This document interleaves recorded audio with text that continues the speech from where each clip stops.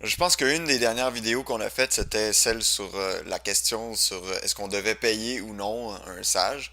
Et à ça, j'avais dit que tout don qui est fait dans la gratitude, dans le fond, partout où vous allez donner, là où ça vous a inspiré, vous allez, dans le fond, recevoir, multiplier la forme que vous avez donnée. Eh bien, je suis arrivé justement sur une histoire qui est peu répandue, une histoire qui est peu connue de Ramana Maharishi. Pour ceux qui ne connaissent pas, je conseille d'aller googler ça. C'est un des grands sages de notre temps. Je considère que c'est un très grand sage. Donc, lui, une fois, justement, en rapport à ça, là, c'est qu'à un moment donné, il y avait une femme à son ashram qui était une Allemande. Et puis, elle était frustrée, elle était vraiment en colère pour une raison ou pour une autre, je ne sais pas trop laquelle. Mais elle voulait revoir sa... Elle avait fait un don dans le fond, puis elle voulait revoir son don, elle était fâchée et tout ça.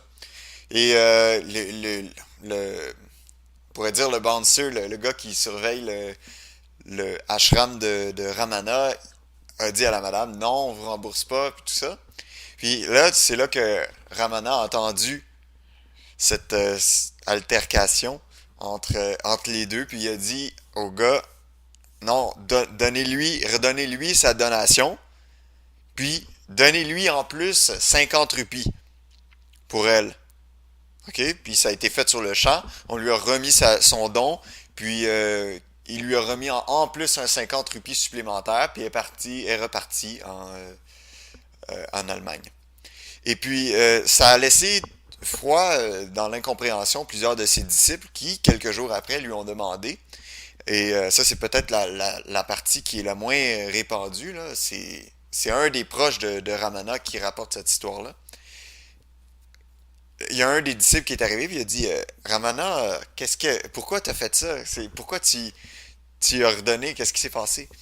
Puis là, lui, il leur a dit, il leur a dévoilé en toute confidence que chaque fois que chaque fois que tu donnes à quelqu'un, c'est comme se donner d'une poche à l'autre. C'est comme se donner à soi-même. Donc, la madame, en donnant son don, elle s'était garantie, dans le fond, qu'elle allait retrouver son don. Puis, de la même façon, quand elle a pris cet argent-là, eh bien, elle allait l'enlever de ses poches. Il spéculait que peut-être en arrivant en Allemagne, elle allait avoir des problèmes financiers ou quelqu'un allait pas y redonner de l'argent qu'elle lui doit ou des trucs comme ça. Donc, ils ont bien fait remarquer que lui-même, elle a pris, quand elle a repris son don, lui-même a fait un don à lui-même dans le fond. Il a donné cet argent-là en sachant très bien que elle allait revenir. Fait que, il a profité de cette opportunité-là pour donner cet exemple-là que le don revient toujours à celui qui donne, puis celui qui prend finit toujours par perdre. C'est pour ça qu'on dit que le monde est donné à celui qui a déjà. Tu comprends? Celui qui a rien, qui est un preneur, comme je dis, là, un taker en anglais, c'est quelqu'un qui va perdre. C'est pour ça qu'en général, l'humain dans sa nature normale, de prendre, de posséder les choses de son voisin, eh bien, dans cette optique-là, quelqu'un est dans qui est maintenu sous le joug de l'ego, ainsi, eh bien, lui-même va en général perdre les choses qu'il chérit le plus. C'est pas parce que la vie veut qu'on souffre puis qu'on perde les choses qu'on aime, mais c'est juste parce que si on ne l'a pas à donner, on peut pas l'avoir à garder. Comprenez? Donc, même l'argent qu'on réussit à prendre d'un vol, c'est de l'argent qui va nous être repris d'une manière ou d'une autre. Soit que si quelqu'un s'en tire bien avec un vol, il va se faire prendre de sa maison ou il va se faire prendre quelque chose d'autre. Mais c'est sûr et certain que ça va se multiplier, ça aussi.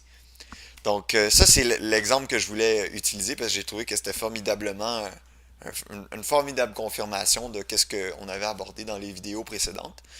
Et puis, il y a aussi, je ne sais pas si je l'avais mentionné, mais Jésus, une fois, dit clairement, si, euh, si quelqu'un te demande, te vole ton manteau, lui donne-lui aussi tes chaussures.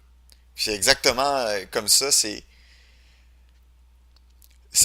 quelqu'un qui dit ça, c'est quelqu'un qui sait que le don en toute gratitude, en toute reconnaissance, qu'on peut jamais donner ou enlever à soi-même, eh bien, c'est une bénédiction qui revient toujours. Donc voilà, juste un petit vidéo pour faire changement, pas 20 minutes, pas 15 minutes, un petit 5 minutes bien coupé.